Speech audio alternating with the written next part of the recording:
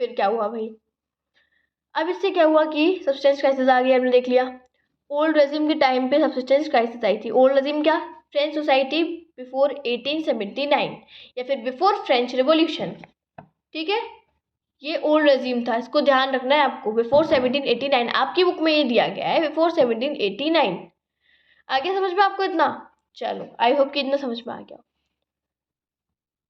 अब चलो यहाँ पे जो अपना लास्ट टॉपिक है वो इतना है, ठीक है। इसको कवर करने के बाद हम लास्ट में क्विजेस, ओफो सॉरी, लास्ट पे चलेंगे हम भैया अपने क्वेश्चंस पे, ठीक है।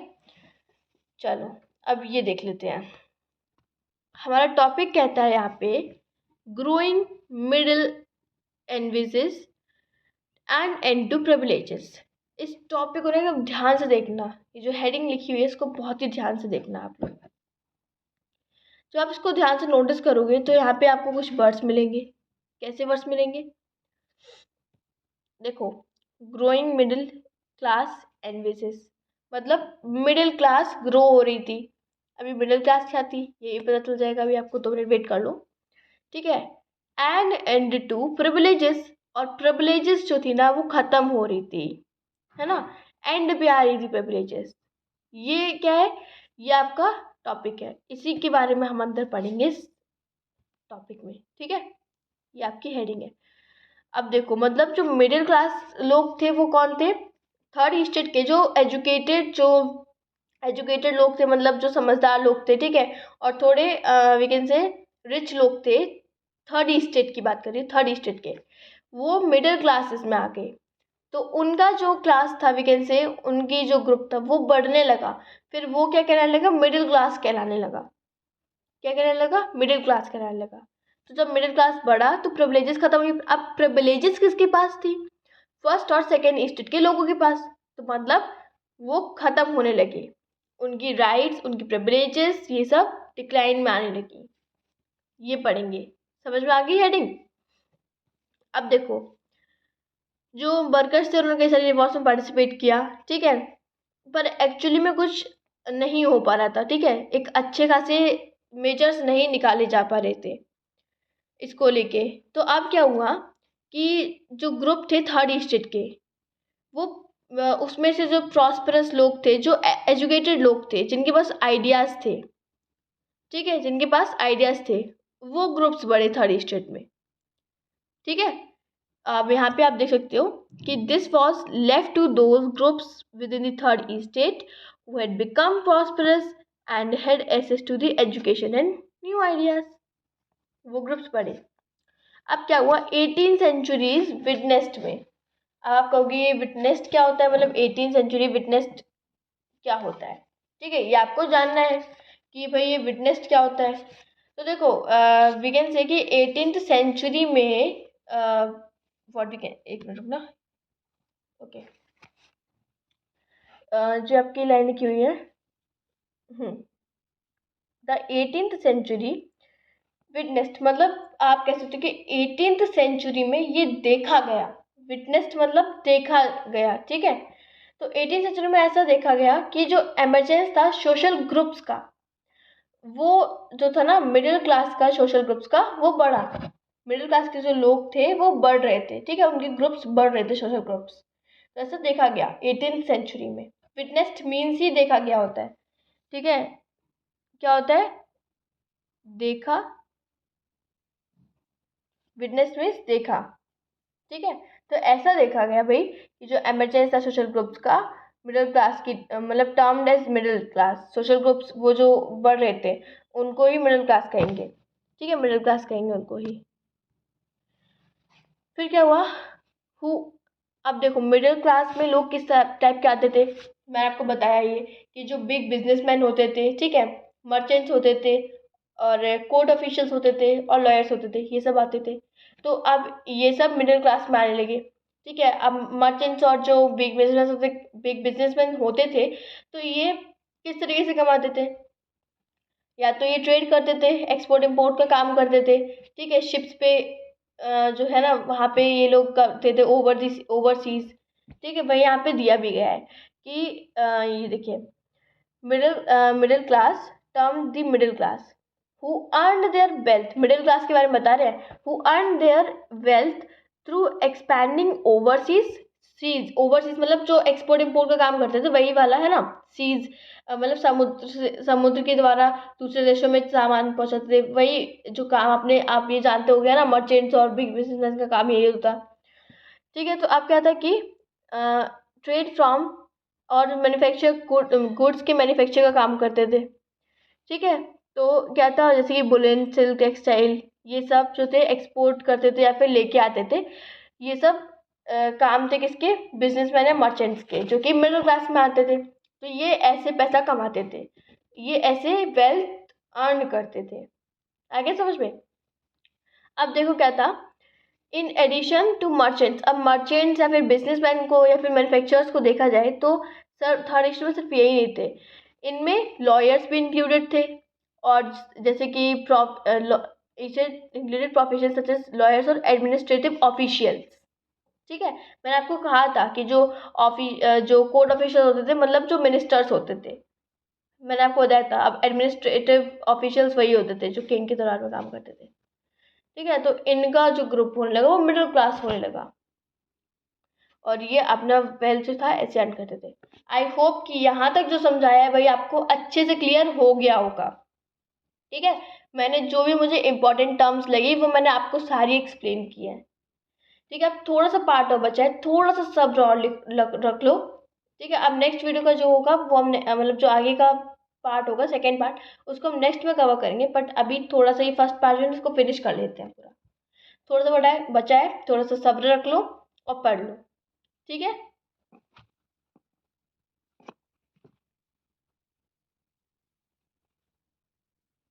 ओके। आपने यहाँ पे देख लिया कि जो मतलब जो सोशल ग्रुप आई मीन जो मिडिल क्लास थे उसमें कौन से आते थे, कौन कौन लोग आते थे। मतलब अब देखो कौन कौन लोग आते थे ये तो देख लिया आपने कि पीजेंट्स ये सब आते थे, और वी कैन से कि थोड़े एजुकेटेड जिनके पास न्यू आइडियाज़ होते थे। ठीक है, यहाँ पे इस तरीके से all of these were educated, सब एजुकेटेड थे। ठीक है, और सबसे इम्पॉर्टेंट बात ये थी कि इन सब का बिलीव ये था, ये सब ये बिलीव रखते थे कि किसी को भी प्रिविलेजेस या फिर मतलब वी कैन से कि प्रिविलेजेस या राइट्स जन्म से ही नहीं मिलनी चाहिए। ये डिपेंड करता है कि मतलब किसको किस तरीके की प्रिविलेज मिलनी चाहिए, ये किस पे डिपेंड करता है। It depends on the person social position and depends on it's merit. ठीक है, उसकी मैरिट पे उसकी पोजीशन समाज में कैसी है ये डिपेंड करता है इस पर कि उसको कैसी प्रिविलेजेस मिलेंगी समाज में, ना कि अगर फर्स्ट या सेकेंड स्टेट का है तो उसको दे दी राइट्स, उसको प्रिविलेजेस दे दी, वो सबसे ऊंचा है, ये नहीं होना चाहिए। ओके, उसके बाद क्या था, मतलब जो एनवेजिंग सोसाइटी यहाँ पे वही है। ठीक है, उसके बाद सबसे इम्पोर्टेंट चीज़ यहाँ पे ये आती है आपकी कि जैसे कि आपने देखा इनके नए नए आइडियाज़ होते थे। अब आइडियाज़ में देखो यहाँ पे कि जो आइडियाज़ होते थे ना, ये envisaging a society based on a freedom and equal law and opportunities for all. ठीक है, अब जो इस तरीके के आइडियाज़ होते थे ये कुछ फिलोसोफर्स जो थे ना फॉरवर्ड सामने लेके आते थे इन आइडियाज़ को। उन फिलोसोफर्स के यहाँ पे नेम आपको दिए गए, 3 फिलोसोफर्स के आपको नेम दिए गए आपकी बुक में। पहले थे जॉन लॉक, सेकेंड जो थे वो थे जीन जैक्यूज रोसियो, एंड थर्ड थे मॉन्टेस्क्यू। ठीक है, तो ये 3 फिलोसोफर्स थे। आप जैक्यूज रोसियो को रोसियो भी बोल सकते हो, जीन रोसियो सॉरी। ठीक है, चलो तो इनके ज़रा हम पढ़ लेते हैं कि इनकी क्या फिलोसॉफीज थी, क्या था, क्योंकि ये वाला पार्ट जो है ना बहुत इंपॉर्टेंट है। इससे आपके में क्वेश्चन आई एम श्योर आएंगे। ठीक है, आई एम श्योर आएंगे, शॉर्ट में भी बन के आ सकते हैं या फिर टिक द करेक्ट आंसर में भी, फिल इन द ब्लैंक्स किसी में भी बन के आ सकते हैं। ठीक है, तो आपको रेडी रहना है बस। अब देखो क्या है, सबसे पहले हम पढ़ेंगे जॉन लॉक के बारे में कि एक्चुअली जॉन लॉक की क्या मतलब राइट आइडियाज़ थे। ठीक है, देखो जॉन लॉक जो थे ना उन्होंने अपनी book two treatises of government में वी कैन से ये देखो Locke sought to refute doctrine of divine and absolute right. ठीक है, of monarch, absolute right of the monarch. ठीक है, तो मतलब इन जॉन लॉक जो थे, इनकी बुक जो थी ना, टू क्रिटिसाइजेस ऑफ गवर्नमेंट, कौन सी बुक? टू, ये देखो यहाँ पे मैं अंडरलाइन कर दे रही, लिख नहीं रही मैं। टू क्रिटिसाइज ऑफ गवर्नमेंट, इस पे आप अंडरलाइन करो, स्टार मार्क करो, whatever you want to do करो। ठीक है, तो इनकी बुक जो थी टू क्रिटिसाइजेस ऑफ गवर्नमेंट, वो इसमें इन्होंने क्या कहा था, इसमें इन्होंने रिफ्यूट किया था, किसको रिफ्यूट किया था? इस मतलब जो लोगों की मान्यता थी कि डॉक्ट्राइन ऑफ डिवाइन और एब्सोल्यूट राइट्स को लेकर, इसको इन्होंने रिफ्यूट किया था। रिफ्यूट मतलब विरोध करना, ठीक है, एक तरीके से विरोध करना इस चीज़ का। तो इसका डॉक्ट्राइन ऑफ डिवाइन और एब्सोल्यूट राइट ऑफ मोनार्क जो था ना, इसका इन्होंने क्या किया था, विरोध किया था। अब ये होता क्या है, इसका एक एक करके मतलब भी बता दो, है ना। तो मैं बताती हूँ इसका मतलब क्या था। देखो, doctrine of divine and absolute right of monarch का मीन्स था कि आप जानते हो कि मोनार्क जो फर्स्ट और सेकेंड स्टेट के लोग, मतलब मोनार्क में आते सेकेंड स्टेट के लोग, मोनार्की है ना, राजा के हाथ में होती। तो क्या था कि उनके पास एब्सोल्यूट राइट्स होती थी, वो जो चाहे वो कर सकते थे। ठीक है, तो इस चीज़ का उन्होंने विरोध किया। तो डॉक्टर ऑफ डिवाइन, और इसका मीन्स यही एब्सोल्यूट राइट ऑफ मोनार्क का, कि लोग ये मानते थे कि गॉड जो है ना, सॉरी, जो किंग है वो एक सुपर पावर है, जो राजा है, जो मोनार्की है, वो एक सुपर पावर है। एंड नो वन कैन जज दैम, कोई भी उनको जज नहीं कर सकता है। सिर्फ गॉड ही एक ऐसे हैं जो उनको जज करेंगे या फिर अनजस्ट करेंगे। सिर्फ भगवान ही उनको जज कर सकते हैं, अनजस्ट कर सकते हैं। और उसके अलावा किसी का भी अधिकार नहीं है कि भाई उसको उनको सही गलत बता सके, ठीक है, और मतलब उनसे अपनी बात को कह सके, किसी को अधिकार नहीं है। तो जॉन लॉक ने इसको रिफ्यूट किया अपनी book two criticises of government में। इसमें किया, टू क्रिटिसाइजेस ऑफ गवर्नमेंट में। ये बुक लिखी हुई है, इसको आप कर लो अंडरलाइन। ठीक है, इसको कर लो क्या, अंडरलाइन।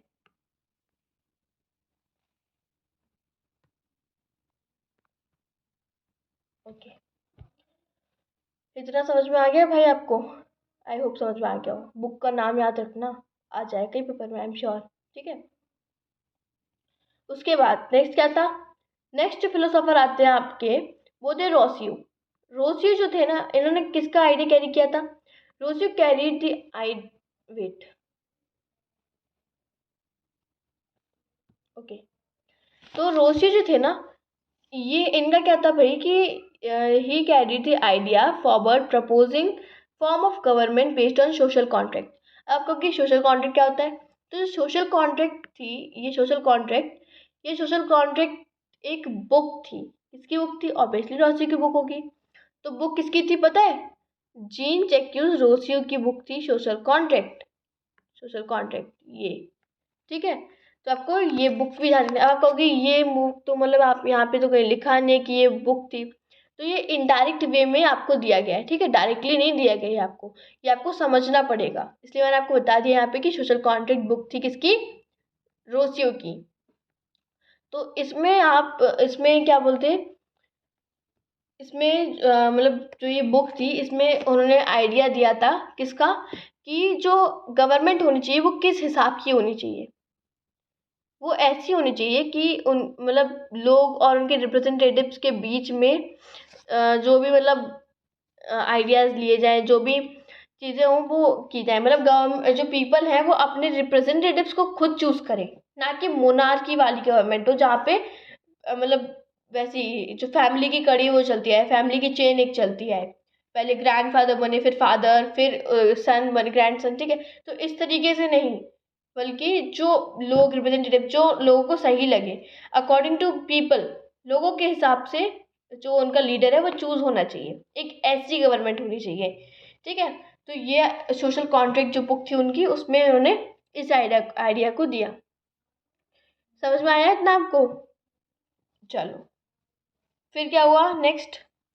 अगला ये था कि मॉन्टेस्क्यू, मॉन्टेस्क्यू मॉन्टेस्क्यू ने क्या किया, उनकी बुक स्पिरिट ऑफ लॉ में, मॉन्टेस्क्यू की बुक थी स्पिरिट ऑफ लॉ। 3 बुक्स हैं, कंफ्यूज मत हो जाना, मैं फिर से कह रही, कंफ्यूज मत हो जाना। 3 बुक्स दी गई यहाँ पे। पहली थी लॉक की, जॉन लॉक की, दूसरी थी रोसियो की, तीसरी थी मॉन्टेस्क्यू की। ठीक है, अब फटाफट से मुझे बताओ आप लोग कि लॉक जो थे ना, जॉन लॉक, उनकी बुक कौन सी थी? बताओ जल्दी से। Two criticise of government. खुद से आंसर दिया करो भाई वहाँ पे, ठीक है? यहाँ से तो मैं सुन नहीं सकती आपको, बट मैं ये फील करती हूँ कि जो समझा रही हूँ वो आपको समझ में आ रहा होगा, आई होप। ठीक है, समझ में आए तो ज़्यादा बेहतर है। और आप लोग खुद से आंसर करो, ट्राई करो आप, ठीक है? अपनी ईमानदारी अपने हाथ में भाई, खुद से दिखाओ अपनी ईमानदारी को। ठीक है, तो टू क्रिटिसाइज ऑफ गवर्नमेंट किसकी थी? जॉन लॉक की बुक थी।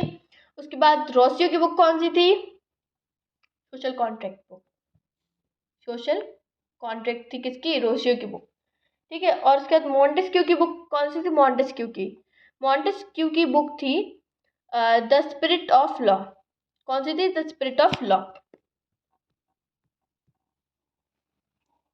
स्पिरिट ऑफ लॉ, ये किसकी थी? मॉन्टेस्क्यू की। अब इसमें इन्होंने कहा, क्या कहा? देखो मैं पहले हिंदी में एक्सप्लेन कर दे रही, फिर वहां पे रीड कर दूंगी आपको, ठीक है? मॉन्टेस्क्यू का ये आइडिया था कि जो पावर है वो एक ही पर्सन के हाथ में नहीं होनी चाहिए, क्योंकि जब एक ही पर्सन के हाथ में होता है ना तो फिर देश चल नहीं पाता है। कहीं पे ये मतलब अजीब ही सिस्टम हो जाता है, भेदभाव होता है ना, आप देख सकते हो कि बहुत सारी प्रॉब्लम्स आ जाती हैं। तो उन्होंने कहा कि पावर को भी डिवाइड कर देना चाहिए हमें अलग अलग पार्ट्स में। ठीक है, पावर अगर एक ही पर्सन के हाथ में रहेगी तो फिर जो स्टेट है वो ग्रो नहीं कर पाएगा। ठीक है, मतलब फिर क्या होगा कि उससे जो चीज़ें संभल नहीं पाएंगी। तो उसने कहा कि डिवीज़न होना चाहिए पावर्स का, जो पावर्स हैं वो अलग अलग लोगों के हाथ में जानी चाहिए। ठीक है, तो आप क्या था कि Montesquieu proposed division of power, division of power with in the government between legislative, executive and judiciary. अब सुनो आप ध्यान से, आप कहोगे ये तो मैंने सुना है कहीं, मैंने अपने आई थिंक सिविक्स में ये पढ़ा है ना? ऑब्वियसली आपने ये अपनी सिविक्स में मतलब नहीं पढ़ा होगा तो पढ़ लोगे इसी ईयर की में, ठीक है? बट क्या है कि आप कहोगे ये तो सुना सुनाया लग रहा है मुझे भाई, है ना? नहीं, पढ़ चुके हो आप लोग, क्लास 8 की में पढ़ चुके हो। ठीक है, तो क्या है, देखो ये जो पावर का डिवीजन है उन्होंने लेजिस्लेटिव, एग्जीक्यूटिव और जुडिशियरी के बीच में बताया। ठीक है, अब आप कहोगे कि हाँ सुना सुना लग रहा है, तो देखो ये जो आइडियाज़ थे ये सबसे पहले फ्रांस में आए थे, फिर कुछ आइडियाज़ यूएसए ने भी फ्रांस के लिए थे। ठीक है, तो ये जो लेजिस्लेटिव, एग्जीक्यूटिव और जुडिशियरी वाला आइडिया था ये सबसे पहले फ्रांस में आया था। ओके, एक कन्फ्यूजन आपकी दूर हुई होगी आई होप। उसके बाद नेक्स्ट जो था वो ये था कि this added government I mean this added weight, यहाँ से समझ में नहीं आया था ऐसे। Okay, so this model of government was put into force in USA. ठीक है, जैसे कि मैंने आपको बताया था कि यूएसए ने भी फ्रांस की फिलोसोफर से के जो आइडियाज़ थे उनको अपनाया था। तो क्या हुआ कि यूएसए की जो गवर्नमेंट थी उसने इसको लिया। ठीक है, इस मॉडल को यूएसए की गवर्न ने भी अपने उसमें लिया अंडर में। फिर क्या हुआ कि जो जब 13 कॉलोनीज को आज़ादी मिली after the independence of the 13 colonies of France, 13 colonies of France declared independence from Britain. American constitution guarantees individual rights. तो जो कॉन्स्टिट्यूशन था अमेरिका का बना, तो उसमें जब इंडिविजुअल्स के राइट जो गारंटी की गई थी ना, वो एक बहुत ही अच्छा खासा और इम्पोर्टेंट एग्जाम्पल है। किसका एग्जाम्पल है? Example for the political thinkers of France. Examples किसके लिए था? पॉलिटिकल थिंकर्स जो फ्रांस के थे ना उनके लिए एक अच्छा खासा एग्जाम्पल था। ठीक है, तो जो 13 कॉलेज बनी, इसका जो कॉन्स्टिट्यूशन बना उसमें जो इंडिविजुअल राइट, मतलब फ्रांस ने ये देखा कि हाँ यूएसए को आज़ादी मिली है, तो इसमें जो पॉलिटिकल थिंकर्स थे उन्होंने इसको, जब यूएसए का कॉन्स्टिट्यूशन बना था ना, तो कॉन्स्टिट्यूशन बनने के बाद क्या हुआ भाई कि जो पॉलिटिकल थिंकर्स फ्रांस के थे उन्होंने देखा इस कॉन्स्टिट्यूशन में कि गारंटी ऑफ इंडिविजुअल राइट्स दी गई है। तो ये एक बहुत ही अच्छा एग्जाम्पल था पॉलिटिकल थिंकर्स के लिए फ्रांस के। ठीक है, जो सोचते थे कुछ चेंजेस लाने के लिए फ्रांस में। So was an important example for the political thinkers in France. आगे समझ में ना? उसके बाद क्या दिया गया भाई, देख लेते हैं उसको भी। The idea of this philosophers were discussed. Okay, जो आइडियाज थे इन फिलोसोफर्स के, इनको जगह जगह डिस्कस किया जाने लगा। ठीक है, लोग सैलून्स पे बैठ के, लोग कॉफ़ी शॉप्स पे बैठ के इनके आइडियाज़ को डिस्कस करने लगे। ठीक है, जगह जगह इनके आइडियाज़ की बातें चलने लगी। ठीक, और जो न्यूज़पेपर और बुक्स थे, इनके थ्रू इनके जो आइडियाज़ थे, तीनों फिलोसोफर्स के आइडियाज़, वो फैल रहे थे। और सबसे अच्छा इसका एक एडवांटेज ये भी था कि जो लोग पढ़ नहीं पाते थे, जो लोग लिख नहीं पाते थे, जब जो मतलब नहीं कर पाते थे ये सब, पढ़ नहीं पाते, लिख नहीं पाते थे, तो क्या हुआ कि जो लोग कॉफ़ी शॉप्स या फिर सैलून्स पे बैठ के न्यूज़पेपर पढ़ते थे, तो बुक्स पढ़ते थे, तो ज़ोर ज़ोर से पढ़ते थे, ताकि जो लोग नहीं एजुकेटेड हैं, ठीक है, तो उनको भी इनके आइडियाज़ के बारे में पता चले। आ गया समझ में आपको इतना? तो ये वैसे भी लास्ट पार्ट है आपका, है ना, इसका आपका फिनिश है ये। उनको भी इसका पता चले। उसके बाद क्या हुआ कि जो लुईस 16 था, उसने प्लान किया और फर्दर टैक्सेस को इम्पोज करने का। तो जो लुईस 16 था, उसने क्या किया, सोचा कि अब मतलब, और अभी आप जो ये वाला एक इंट्रोडक्शन दिया गया अगले टॉपिक के लिए, जो नेक्स्ट टॉपिक होगा ना, उस पर आप ये सब पढ़ोगे, ठीक है। तो जो लुईस 16 था, उसने सोचा कि अब टैक्सेस को और इम्पोज करना चाहिए और बढ़ाना चाहिए, है ना। तो इससे क्या हुआ कि जो लोग थे, जो जनता थी, वो भड़क गई। उसने कहा कि हम तो प्रोटेस्ट करेंगे राजा के प्रति, ठीक है, क्योंकि अब मतलब पहले तो और टैक्सेस इतने बढ़े हुए थे, अब और ऊपर से बढ़ाया जा रहा है ना। तो जो बाकी का पार्ट है, आप सारे चैप्टर के अंदर उसमें नेक्स्ट टॉपिक पढ़ोगे, जो होगा आपका आउटब्रेक ऑफ द रिवॉल्यूशन, इसमें पढ़ोगे। ये आपका लास्ट था, एंड यहाँ पे आपका ये पूरा टॉपिक होता है फिनिश। तो मना लो खुशी थोड़ी सी, क्योंकि फर्स्ट पार्ट आपका चैप्टर का हो गया फिनिश। अब चलो थोड़े से क्वेश्चन मैं आपसे पुट अप कर लेती हूँ, ठीक है, स्टार्टिंग से लेकर लास्ट तक। आप इसके आंसर खुद से देना। आप क्या करोगे, इसके आंसर दोगे खुद से, ठीक है। आप खुद से अपने मन में चाहो तो लिख सकते हो, एंड नोट्स भी आपको प्रोवाइड करा दूंगी, जैसे कि मैंने आपसे कहा था। चलो, तो पहले तो आप ये बताओ कि जो बेस्टाइल फोर्ट था, fall of Bastille, in which on which date the fall of Bastille incident held. किस डेट पे ये जो इंसिडेंट था फॉल ऑफ बेस्टाइल, कौन सी डेट थी, क्या ईयर थी, इसमें ये बेस्टाइल फोर्ट डिक्लाइन हुआ था, ठीक है, गिरा था, कौन सी ईयर थी। ओके, तो इसका आंसर है 14 जुलाई 1789, ठीक है, ये आपका इसका आंसर है। ओके, उसके बाद नेक्स्ट आपका क्वेश्चन आता है कि okay, in which year did Louis 16 ascended the throne of France and he was of which family, he belongs to which family। Louis 16 किस फैमिली से बिलोंग करता था और किस ईयर में उसने फ्रांस के थ्रोन को संभाला था। ओके, सो आंसर इस, आप पॉज करके आंसर दे देना, ठीक है। आपके आंसर थे वही, जो आंसर है वो है 1774 में उसने संभाला था, ठीक है। और क्या बोलते हैं, जो वो वॉर्बन फैमिली से बिलोंग करता था। किससे बिलोंग करता था, वॉर्बन फैमिली से बिलोंग करता था। और किस ईयर में संभाला था, 1774 में उसने फ्रांस का ताज संभाला था। आगे सोच में, अब through his accession, sorry, on his accession, Louis XVI found the treasury empty. What was the reason for this? पता है आपको, ये जो क्वेश्चन है, ये क्वेश्चन अगर आया तो आई थिंक सो कि लॉन्ग क्वेश्चन में आएगा, एंड 4 to 5 मार्क्स का ही आएगा। इसमें आपको जैसे अगर फॉर एग्जांपल आपके 4 मार्क्स का आता है, तो आपको इसमें 4 पॉइंट्स लिखने हैं जो मैंने आपको बताए हैं। अंडरलाइन कर लिए होंगे आपने, ठीक है, कर लिए तो बहुत अच्छी बात है, नहीं किए तो कर लेना भाई, ठीक है। तो आपको जैसे 4 मार्क्स का है, तो आपको एक एक पॉइंट एक नंबर का होगा, तो ज़्यादा बड़ा नहीं, 4 पॉइंट्स जो एक्यूरेट आपको आते हो वो लिख देना, ठीक है। 5 का आता है तो 5 पॉइंट्स, और फॉर सपोज 3 का आता है तो 3 पॉइंट्स वही लिखना जो एकदम एक्यूरेट आपको एकदम मतलब एक्यूरेट उस टाइम पे, पेपर के टाइम पे पता हो, ठीक है। तो एक एडवाइस थी आपके लिए। उसके बाद क्वेश्चन ये हो गया आपके, ठीक है। और what can be next question, हाँ, जो फ्रेंच की सोसाइटी थी वो कितने पार्ट्स में डिवाइडेड थी, मतलब कितने पार्ट्स में वो लोग, कितने स्टेट में डिवाइडेड थी फ्रांस की सोसाइटी। ओके, तो मैं बता देती हूँ answer. It was divided into 3 states, first, second and third. पहला स्टेट कौन सा था, जिसमें क्लर्जी आते थे, ठीक है। सेकेंड स्टेट कौन सा था, सेकेंड स्टेट था जिसमें क्या बोलते हैं, नॉबिलिटी, ठीक है, नॉबिलिटी आते थे, किंग की फैमिली एंड मिनिस्टर्स आते थे।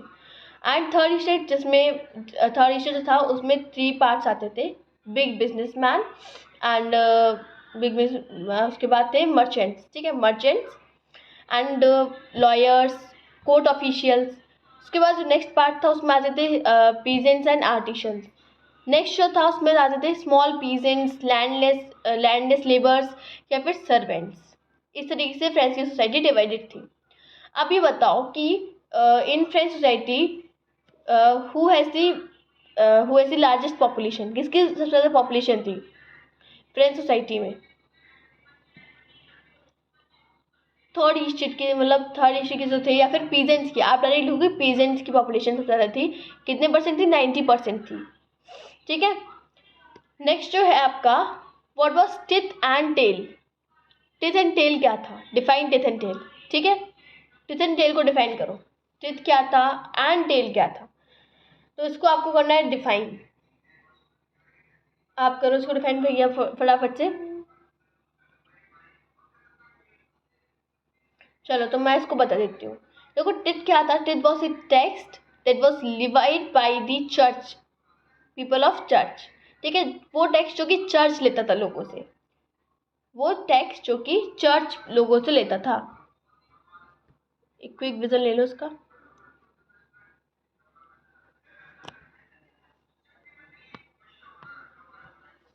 वो टैक्स जो कि चर्च लेता था, किससे? चर्च लेता था लोगों से, ठीक है। A tax levied by the church. इसमें क्या होता था? इसमें 1/10 ऑफ द एग्रीकल्चर प्रोड्यूस जो था ना लोगों का, वो चर्च ले लेता था, ठीक है। ये उसका टैक्स होता था टिथ। टेल क्या होता था? Tax to be directly paid to the state, state को जो डायरेक्ट टैक्स देते थे, ठीक है।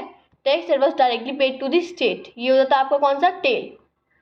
चलो ये भी हो गया आपका। उसके बाद पॉपुलेशन वाला है। सब्सिस्टेंस क्राइसिस आ सकता है पूछने को। सब्सिस्टेंस क्राइसिस क्या होता है? तो इसको याद करके रख लेना, ठीक है, सब्सिस्टेंस क्राइसिस क्या होता है। और यहाँ से आप ये पॉपुलेशन वाला it can come in fill in the blanks या फिर टिक द करेक्ट आंसर में आ सकता है, इसको कर लेना। अच्छा कि मेरे हिसाब से आपके में असर्टेशन एंड रीजनिंग वाले क्वेश्चन भी आते होंगे, है ना। तो इसका भी आपको देखो, इसकी भी एक ट्रिक होती है। जैसे आपके कभी कभार क्या होता है, इसमें आप लोग कन्फ्यूज हो जाते हो। इसमें क्या करना है आप लोग कि जैसे असर्टेशन रीजन आते हैं, तो इसमें आप असर्टेशन रीजन में क्या कर सकते हो कि असर्टेशन लिखी हुई है, कभी कभार दोनों स्टेटमेंट करेक्ट होते हैं, तो आप कन्फ्यूज होके राइट पे टिक कर देते हो, मतलब कि both A and B are correct and reason is also correct. But हर टाइम पे रीजन करेक्ट नहीं होता है। सेंटेंस करेक्ट होते हैं पर रीजन करेक्ट नहीं होता है। तो जब रीजन आप किया करो ना, तो बिकॉज लगा लिया करो असर्टेशन के बाद में। मीन्स कोई असर्टेशन दी गई है, उसके बाद में अगर बिकॉज लगा लोगे तो आपको पता चल जाएगा कि रीज़न सही था कि नहीं था, ठीक है। तो इससे आपके कम चांस रहेंगे कि वो गलत हो। असर्टेशन रीज़न की बात कर रही हूँ मैं आपसे। और फिर ग्रोइंग मिडिल एज के बारे में। और या इस टॉपिक से सबसे इम्पोर्टेंट क्वेश्चन कौन से आ सकते हैं पता है? ये बुक के बारे में पूछा जा सकता है कि मतलब पहले तो आपसे ये पूछा जा सकता है कि जो जॉन लॉक और जो रोसियो थे, ठीक है, और मॉन्टेस्क्यू थे, इनकी क्या फिलोसॉफीज थी, इनकी कौन सी बुक्स थी, इनके बारे में पूछा जा सकता है आपसे, ठीक है। तो इनकी फिलोसॉफीज को डिफाइन करने को आ सकता है, इनकी बुक्स कौन सी थी। तो ये वाला पार्ट आप अंडरलाइन कर लेना, ठीक है। इस पार्ट को अंडरलाइन करके रख लेना, क्योंकि इससे बहुत इंपॉर्टेंट क्वेश्चन आपके ऑब्वियसली बनेंगे ही बनेंगे। आई एम श्योर अबाउट कि क्वेश्चन आएंगे, इस पार्ट से ज़रूर आएंगे, ठीक है। तो इसको भी आपको क्या करना है भाई? अंडरलाइन करके रख लेना बहुत ध्यान से। Sorry, okay. और इतने ही टॉपिक आज तक जो पढ़ाया है यहाँ पे, तो आई थिंक कि इतने ही था, ठीक है। और इतना आपको अच्छे से समझ में आ गया हो। और कोई भी कन्फ्यूज़न होती है तो कमेंट है ही इसके लिए, आप फटाफट से पूछ लेना। और आज की वीडियो आई होप कि आपको आई हो पसंद, और पसंद आई हो तो लाइक शेयर एंड सब्सक्राइब करना मत भूलना, ठीक है। और आगे की भी सारी वीडियोस को आप देख लेना ताकि आपको चैप्टर क्लियर हो जाए। आई होप कि जितना समझाया था उतना समझ में आया हो। लाइक शेयर सब्सक्राइब ज़रूर करना और अपने फ्रेंड्स को भी भेजना, ताकि जिनको नहीं समझ में आया है ना, उनको भी समझ में आ जाए। Thank you so much, take care, bye bye.